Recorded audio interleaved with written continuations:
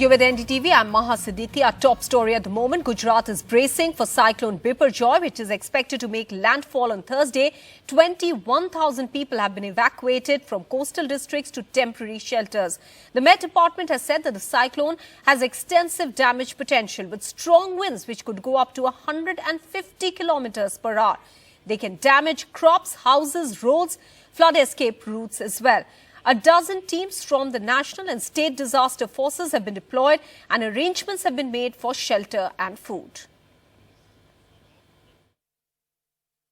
Right now I am in Pipri school.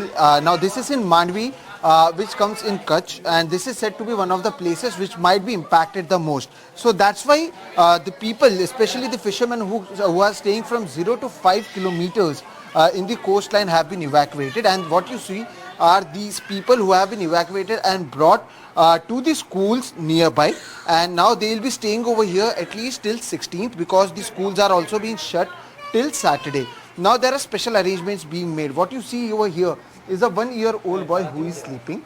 So there are arrangements made for them. There are small children for them. There are milk and other arrangements made. In fact, there are several other arrangements made for women, children, as well as for their food, and everything is also being taken care. You can also see the children sleeping over here. They have been brought around 4 p.m. Let's speak to them and understand what exactly was told to them. आप अपना नाम बताइएगा पहले. मेरा नाम कौशल बानू है.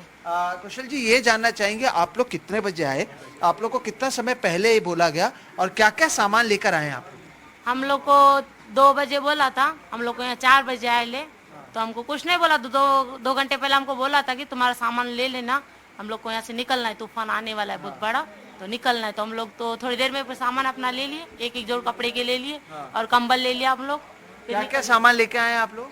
हम लोग एक जोड़ कपड़े लेके आए और कंबल ले लिए घर पर से, और कुछ भी और कुछ तो भी. 3-4 दिन आपका चल जाएगा कि वापस जाओगे लेने, और जो बाकी वहाँ पे कीमती सामान रहेंगे उसका क्या?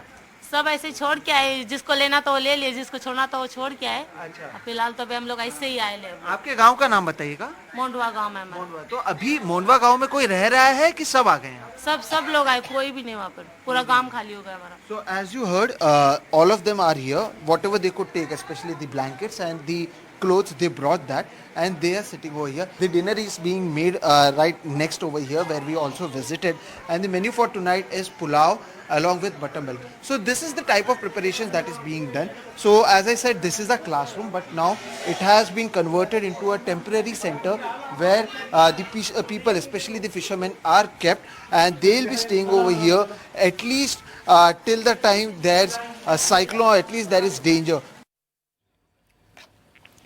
Let's move on now. The farmers who were protesting along the Chandigarh-Mumbai highway demanding MSP procurement of sunflower seeds have ended their stir after the Haryana government conceded to their demand.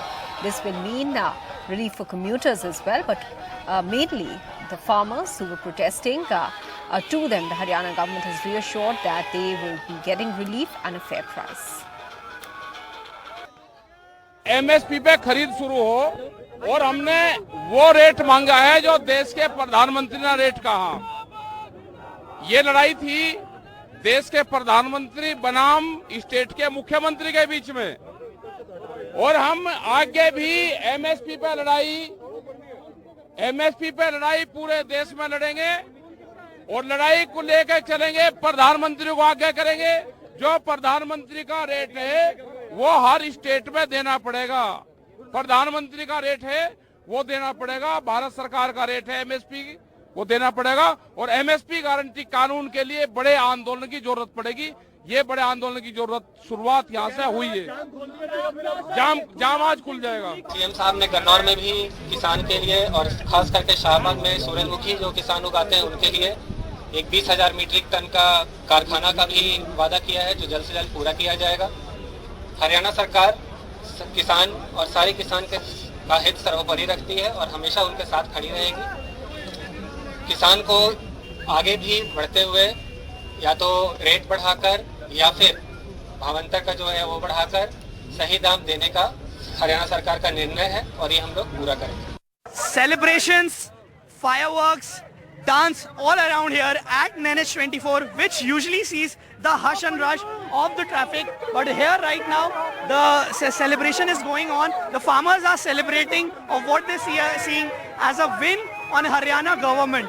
Now, the Haryana government has finally agreed to their demands of paying minimum support price of 6,400 rupees per quintal to the farmers for sunflower seeds. They had been protesting here, demanding the release of the leaders who were arrested and the minimum support price that is promised to them for their seeds.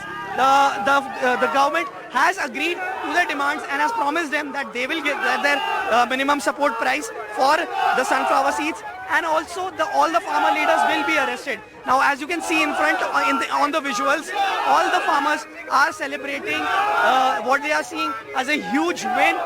But Rakesh Tiket, farmer leader Rakesh Tiket, said that this is not just about MSP in Haryana. They are very soon going to start a movement where they will want a law that implements a minimum support price, and a national movement for minimum support price will be launched. With camera person Ashok Mahale, Tanish Punjabi for NDTV. Let's move on now. Massive fire broke out at Satpura Bhavan in Bhopal on Monday afternoon. That was finally brought under control after 15 hours. Critical records housed within the building were burnt to ashes. But while the Congress alleged corruption and foul play, the most shocking story is that an advanced firefighting engine with a hydraulic lift could not be used even though it was acquired 8 months ago because clearances were still not through. Anurag Dwari with the details. A massive fire has gutted 4 floors of the multi-storied Satpura Bhavan in Bhopal. The fire that broke out in Satpura Bhavan in the MP capital on Monday was finally doused after 15 hours of efforts involving Army, Police, Fire Brigade, Municipal Corporation, CISF, Airport Authority teams, files from Tribal Welfare to Health Department gutted. Chief Minister Shivraj Singh Chauhan has ordered an investigation into the incident. Congress leaders reached Satpura Bhavan with leader of opposition Dr. Govt Singh, but police stopped them. Party alleged that the government is hiding something. आग लगनी थी नहीं है भाई, आग तो लगाई जाती है। जो घोटाला पूरे प्रदेश पर 3.5 लाख करोड़ का कर्जा ला दिया, विकास दिख नहीं रहा, तो आखिर वो घोटालों को दबाने के लिए सरकार इस तरह का षड्यंत्र रची है। BJP refuted the allegations.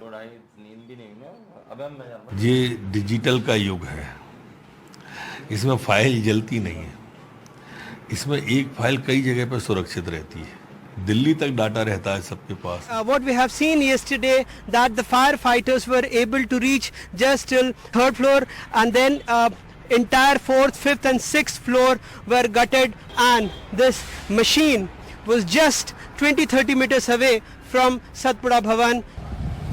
While the blaze engulfed the 7-story Satpura Bhavan, a rupees 5.5 crore advanced hydraulic ladder used for firefighting stayed parked just 40 meters away, bought with much fanfare about 9 months ago to help fight fires in building up to 18 stories high.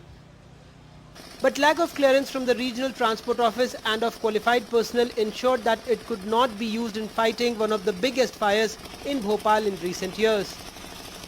A high-level committee has been tasked with giving its report of fire in 3 days. There were fires in the same building in 2018 and 2012, and the probe reports are still awaited. No smoke detector, no fire system, no fire audit. Result, massive fire in Satpura building and more than 12,000 important government files gutted in this fire. In Bhopal with camera person Rizwan Khan, Anurag Dwari for NDTV. Well, Panchayat polls in a state are seen as a bellwether election for the forthcoming elections, and both the Trinamool Congress and the BJP are going all out, therefore, in the West Bengal polls amidst apprehensions over poll-related violence. And with the big 2024 Lok Sabha elections next year, both the Trinamool Congress and the BJP are making it a show of strength as well. The High Court has refused to extend time for the nomination filing process, but has asked for central forces to be deployed. Violence in Bengal's South 24 Parganas district ahead of the crucial Panchayat polls in the state. The violence started after opposition parties accused the ruling TMC of not letting its candidates file nominations, a charge also levelled by the BJP. The police had to resort to tear gas and a lathi charge to control the situation in Bhangur. This as the Calcutta High Court today refused to extend the deadline for nominations, part of the BJP's plea asking for free and fair elections. However, importantly, the court ordered deployment of central forces in sensitive areas, even for the panchayat polls. Bengal का police किस तरीके से partisan system में काम कर रहा है, ये तो ऑलरेडी साबित हो गया. इसलिए गांव पंचायत चुनाव निष्पक्ष कराने के लिए सेंट्रल फोर्स और कोर्ट का मॉनिटरिंग ये वेरी एसेंशियल है. स्टेट इलेक्शन कमीशन को टीएमसी ने अपने फ्रंटल ऑर्गेनाइजेशन बना दिया, इसलिए वहां से कुछ रिलीफ बंगाल की डेमोक्रेसी में मिलने वाला नहीं है. If it is found that the entire state is in a state of war or in a state of violence, then the entire state will be deployed with paramilitary forces and it will remain until the end of the counting. The entire cost will be borne by the central exchequer, not the state exchequer. Because the central forces point, that was decided on 9th. 9th, the High Court has said already that the central forces, regarding the central forces, that has been decided on 9th itself. There is no requirement to argue. The High Court has done it. Therefore, I could not able to make this point since it has been decided. In the 2018 panchayat polls, the TMC won a massive majority and the BJP came second. But a huge number of seats went uncontested. The BJP's gain in the panchayat polls also reflected in the Lok Sabha poll results a year later, where the BJP won 18 out of the 42 Lok Sabha seats in the state. This time, the BJP has set a target of 35 parliamentary seats. And a good showing in the panchayat polls will be a confidence booster for the party. Lok Sabha elections, Vidhan Sabha elections and now the Panchayat polls will also see central forces being deployed. The Calcutta High Court has ordered the deployment of central forces even during the Panchayat elections, noting that violence has already been reported during the nomination process. But the court has refused to entertain the plea to extend nomination dates or interfere in the election process, including areas like appointing of observers, noting that the Election Commission of the state is the body that is responsible for these matters. With camera person G.D. Shankar, in Kolkata, Saurabh Gupta, NDTV. Taking a very quick break now, news and updates will continue. Stay with us.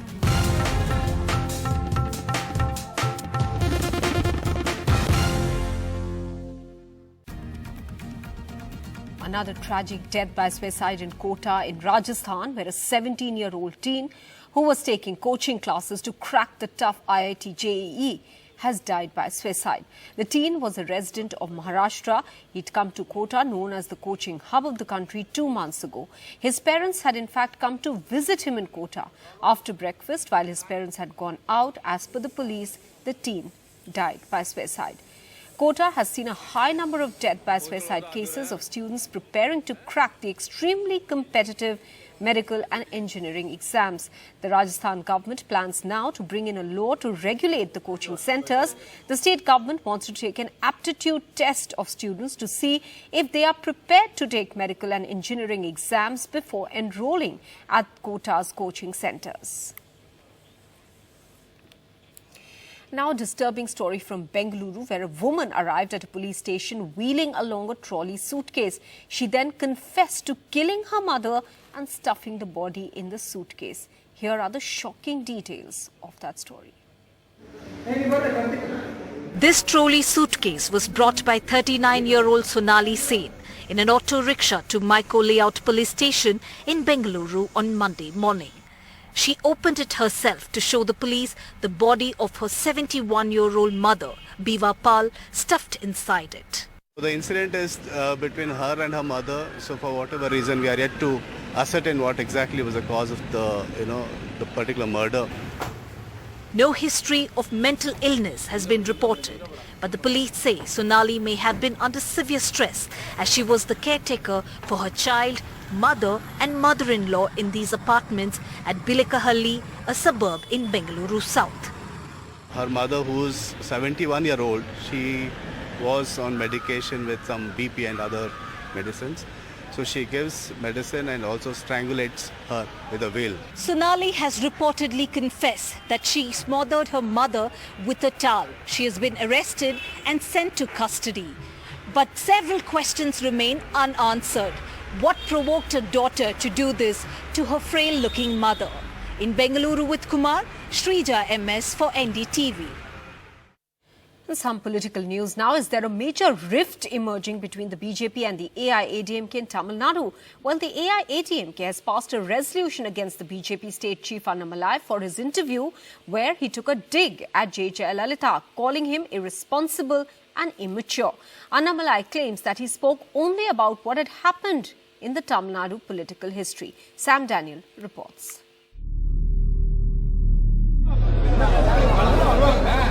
The AIADMK today passed a resolution calling state BJP chief Annamalai irresponsible, immature and motivated, and has demanded that the former IPS officer should be reined in by the central leadership.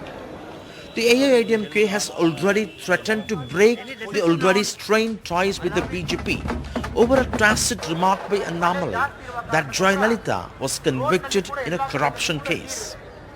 இத்தகைய போற்றுதலுக்குரிய இதயம் புரட்சித் தலைவி அம்மா அவர்களை பொதுவெளியில் எந்தவிதமான அரசியல் அனுபவமும் முதிர்ச்சியும் ஆற்ற பாரதிய ஜனதா கட்சியுடைய மாநில தலைவர் திரு அண்ணாமலை அவர்கள் திட்டமிட்டு உள்நோக்கத்துடன் பொறுப்பற்ற முறையில் பேட்டி அளித்ததற்கு அனைத்து இந்திய அண்ணா திராவிட முன்னேற்ற கழகத்தின் சார்பில் கடும் கண்டனத்தை தெரிவித்துக் கொள்கின்றோம். Annamalai's reference is factually incorrect.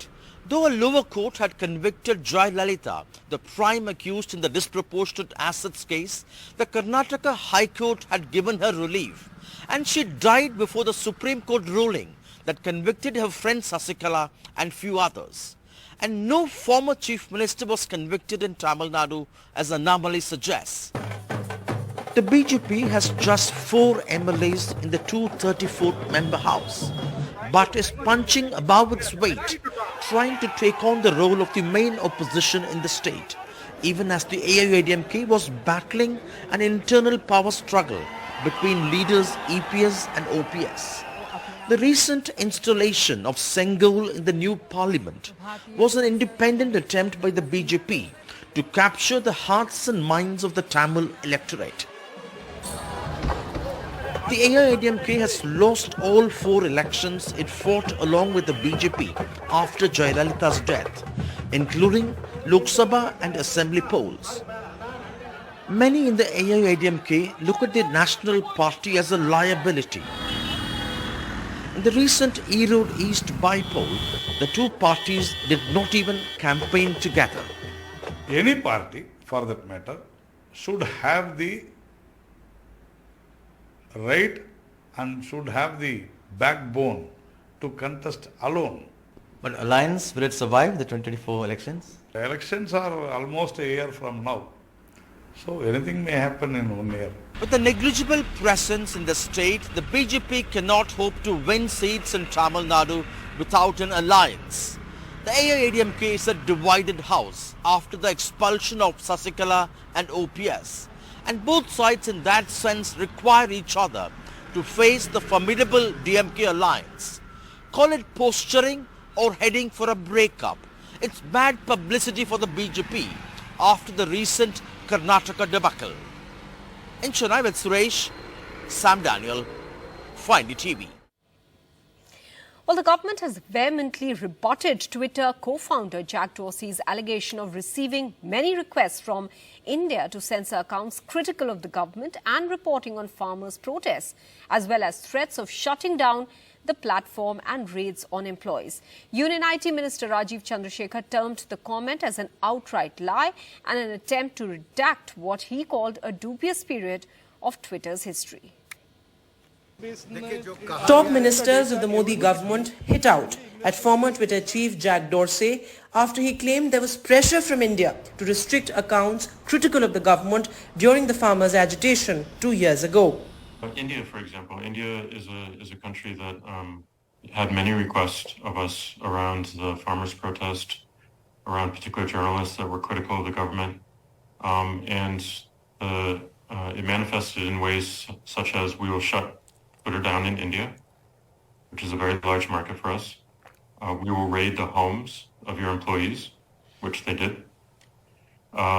We will shut down your offices if you don't follow suit. And this is India, a democratic country.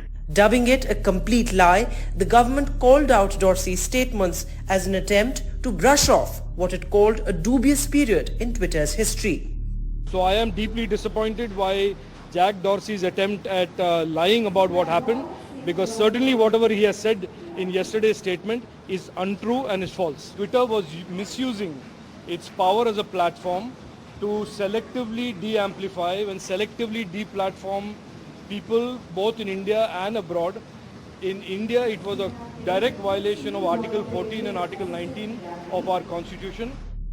Twitter has come in conflict with the Indian government multiple times over in the past 2 years. Earlier, the Indian government had warned Twitter to comply with the new IT rules. Twitter, meanwhile, claimed that there is a threat to free speech and that the government is involved in what it called dangerous overreach. A few weeks later, the Delhi police raided Twitter India's office in the national capital. Twitter, meanwhile, marked BJP leader Sambit Patra's tweet as manipulated media. And later, the ex-CEO of Twitter, Jack Dorsey, tweeted in support of the protesting farmers. The opposition, meanwhile, was quick to pick on Dorsey's comments and target the BJP government. The statement of ex-CEO of Twitter, totally alarming and shocking for all of us. The entire government machinery is pressurizing the Twitter CEO to suppress the opposition voice. While Twitter has repeatedly said that many of the Indian government's orders and requests involve issues of freedom of speech of the citizens, the government maintains that as a carrier of news, Twitter must act responsibly and that no social media organization is above the law of the land. In New Delhi with camera person Sushil Rathi, Vedant for NDTV. That's it then for the moment. Thanks for watching. Bye-bye.